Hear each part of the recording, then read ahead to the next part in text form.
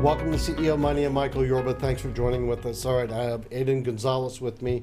He is the founder and executive director of Puede Network. Thanks for joining. Thanks for being here. Thank you for the opportunity. All right. You have a very, very different background from most people who do what you do. You came from the environment that you're changing, and then you put yourself into a whole new environment. You're from Oak Cliff, born and raised in this area, but then you went on to graduate from some Ivy League schools. Correct. And came back in. Generally, it doesn't happen that way. They just keep going. So first, I wanted to give our audience a little background on you, how you got into the position that you are, and then what does Puede Network do? Absolutely. If anything, first, I'm the reflection of the hard work and sacrifice of my parents. Both of my parents are immigrants from Leon Guanajuato Mexico, and I think that's incredibly important to a culture to embrace and part of my identity, a huge part of my identity. And I think overall, growing up in an immigrant household, understanding that resources are limited, but with will and heart and ganas, anything is possible. I think that was definitely changed the trajectory of my brothers and myself. It allowed us to believe in a future that could be a future of not going to sleep hungry, or a future of being able to help others because people have helped us. And I think, if anything, it's just being grateful to be able to wake up, and at the end of the day, when you don't have much but you have your family around you, that makes the biggest difference. And I think overall, part of what we do now, I'm the executive director of the Network, which is a youth leadership development program. But the truth is, it's basically the same way my dad raised me with no education. My dad's been a custodian, a janitor all my life. My mom has worked in a warehouse all my life. But both of them raised us to, treat others better than you treat yourself. To the concept and the idea that, you are a man and a woman for others. That concept of putting others in front was just, that's the way you survive. As a family, we always had to sacrifice within my own brothers to meet one goal, which was like, let's say, the family's rent. It meant that everybody knew that we had to put in our few cents. And now, how does that mean? Is that when I was 7 years old, I started working my first real job. I was 6, turning 7, at the local flea market, selling snacks, drinks to help my parents buy school uniforms, because months before that, my dad was shot in front of me and my older brother.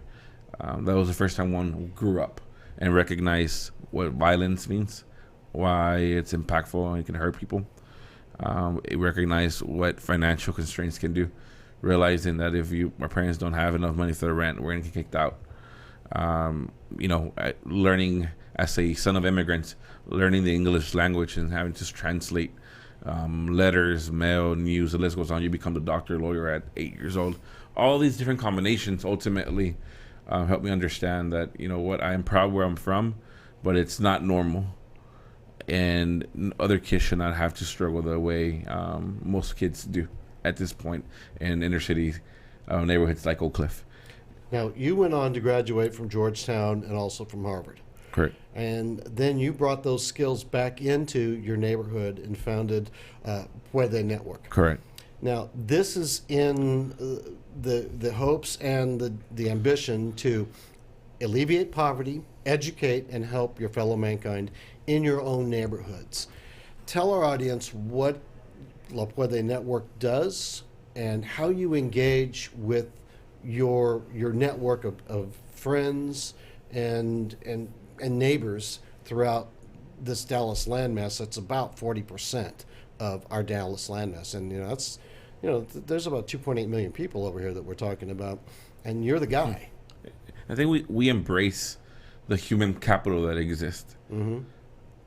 The responsibility that I have as a leader is to own our truth and our narrative For far too long, many people have, from using data, numbers, or interpret our story, or have told our story for us.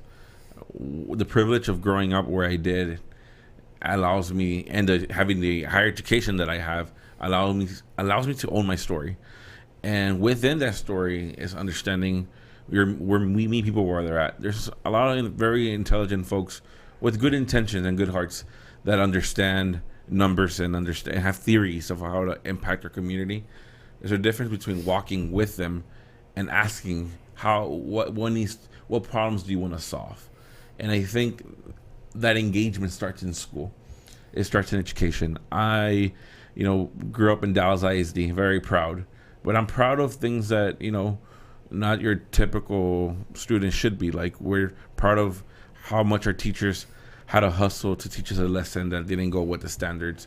How many, we didn't have AC or heater systems or the right books, the resources that didn't exist. And so today, the story is the same. Here's what I want to know. What are you doing that's changing the landscape of Southern Dallas? The audience doesn't know this, and we need to let everybody know that you've come back and you're actually doing things. You're engaged. You said one of the things that's very important. You're engaging with people on their level where you understand what they're talking about, not trying to manage from afar. You're in it. But you're actually doing different things that people so far have not been able to do. Tell our audience what those different things are doing that you are doing. So right now, we have over 287 kids that are part of our scholarship program. Mm-hmm. And that it engages the whole family in a program where if you want to play soccer, which is the most popular sport in our community, mm-hmm. and by the way, Dallas does not have enough public spaces for us to play in. That's an important conversation for me. And then you don't have permits, and the list goes on. But that's social capital. Mm-hmm. My job has been to disrupt the system and understand, well, these are the obstacles that are in place for the community now. How can they get closer to those opportunities? So, for example, a parent that wants to get engaged in school, we're empowering them to understand, to learn that teachers have standards, TEKS, and the Texas agency provides TEKS for every teacher to be able to teach. So when a teacher tells their kid, hey, your son or your daughter is struggling with math, well, what standard in math? Allowing parents to understand, because our parents care about our education. When people say, oh, our parents are not showing up, it's they don't feel welcomed. And I think that's number one, allowing families to feel welcome. The way I approach our communities is to let them know that, hey, you have your problems, I have mine. No one's perfect. We can work together. Where are you? Let me meet you where you're at. Let's be, sometimes very optimistic. You have to. And people, I think at the end of the day, is right now my kids are focusing on 4 things. Community service, mm-hmm. Showing our community that we can serve our own community. Changing that mindset, that American dream is no longer about the house, the golden retriever, the car. It's about serving and empowering one another because it benefits everybody as a whole. Leadership initiatives, empowering our kids and our community to not just understand problems, but be able to draft a plan to execute those problems, fail and try again. Ambition support, being able to have the right mentorship, people who are willing to share obstacles for people to avoid and opportunities to be taken advantage of. My goal is for my kids to be better than me. Just like, Michael, your goal should be better for me to be better than you. That's the only way our community would actually progress and come together. And lastly, leadership initiatives. The ability to understand that everyone has the opportunity to be a leader, even if it means you're just leading yourself. And being able to own your identity. Because the moment you accept who you are and accept your reality, then you can accept everyone else around you and participate and be civically engaged in your community. One of the things that I noticed when I went to your town hall on Saturday was that everybody in the room was very engaged with you. They weren't off on their cell phones and wondering about what they had to do for the next week or trying to. They were very engaged with you. They pretty much hung off of every syllable that you spoke. So you're obviously reaching everybody at a gut level to get the community engagement. It's not just your charisma that made that happen. You actually did something that earned that respect from the community. So I wanted to understand better, now that you stated what the 4 pillars are, some of the roadblocks that we have to overcome, because this is my goal too. This is my legacy also, to help make our community, and my community is the whole thing. It's not just where I live, but the whole thing, help make our community a better place. And I can't do it without civic engagement, and that's you. What are some of the pillars or some of the obstacles that you think need a better look at and to be readdressed, so that we can really come together as a group and grow? I think you're doing it right now, Michael. I think you're a white male. Yes, I'm American. American white male. Unfortunately, if I say I'm American, people will say, but where you're from? And that reality, though, is what you're doing right now is you're sharing your platform with me. Just like I'm going to welcome you to my backyard, my living room. I think this is a leading example that you don't expect anything in return but help others. And I think it's our responsibility as leaders to demonstrate that with our actions. And that's the reason why the families were so engaged, is that I demonstrated with actions that I not just care about them, that it's their kids are my kids, that their future is my future. So we need to give them a voice, and a platform. A voice. And I think it all goes leading, and it's cliche, but you lead with the heart. Mm-hmm. You do the right thing because it's the right thing to do, even if it's unpopular. You speak the truth. You own the power. You own the narrative, and that's where it's incredibly important to have them solve issues. For us to solve issues together. At the end of the day, you have to believe that the families want the best for their kids. Even when you see a family whose kids, it could be, they could have very, unhealthy lifestyle, their bad hygiene, lack of resources. You have to still believe in them, because the moment you start believing in people, then what are we here for? Again, very cliche, but at the end of the day, it serves everybody. It's like a business, right? You go back to whoever treats you good. You don't go back to those who give you bad customer service. And at the end of the day, I think that's what we gotta do. We gotta start doing again. Start treating people right, because it's the right thing to do. Right, I agree with you. Where do you want to take La Puede? So right now, Puede Network's future is, we never sat down and planned. Or the solve issues. If anything, every day there's people just coming to us. I will be the first to say that the success of Puede Network is when we're no longer needed. Realistically speaking, the next step for Puede is I have to, fundraise. Right now we're serving hundreds of families with a $0 operating budget.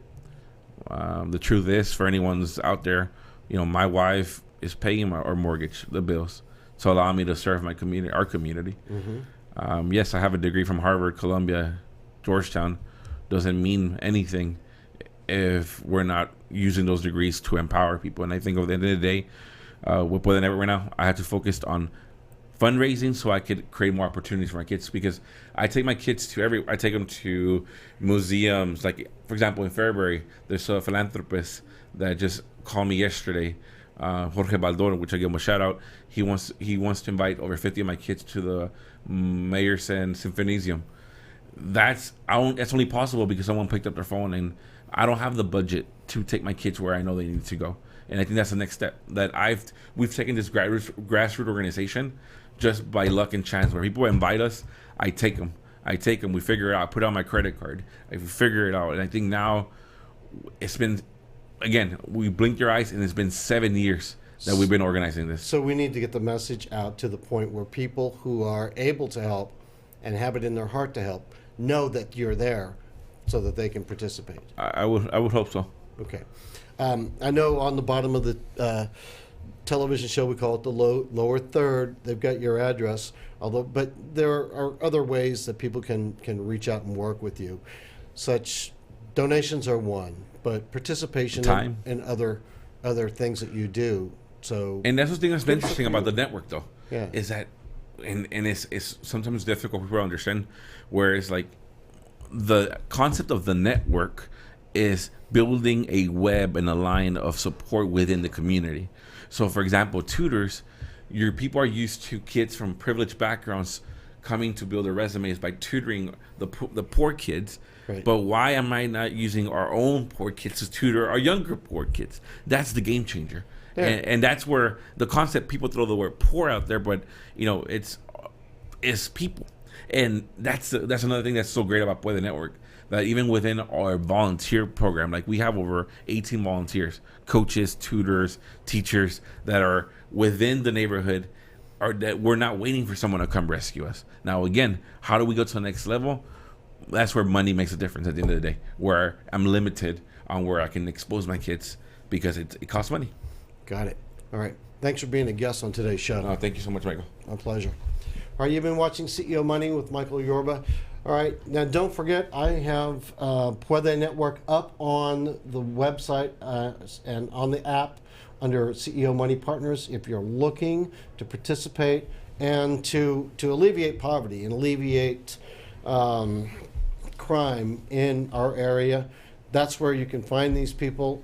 I definitely want you to reach out to them as soon as you can.